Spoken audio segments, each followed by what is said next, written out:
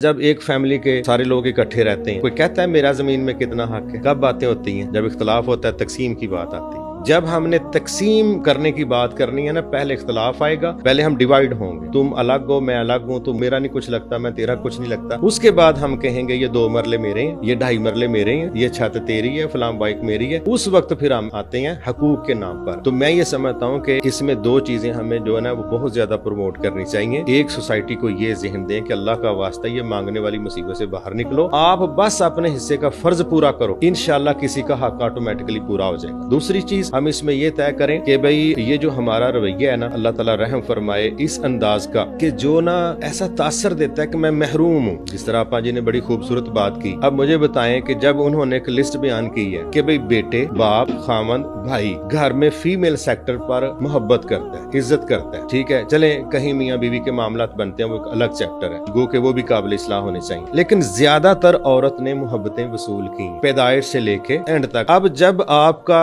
देखने का एंगल होगा ना पॉजिटिविटी के साथ मोहब्बत, ठीक है, आप सिर्फ अच्छी चीजें ट्रेस करेंगे तो आप तो ये डिस्कस ही नहीं करेंगे कि मेरा ये हक मर गया और वो मर गया। ये बात तब शुरू होनी है जब आपके ताल्लुकात में दरार आएगी। जब दरार आ गई फिर हकूक की सीरियल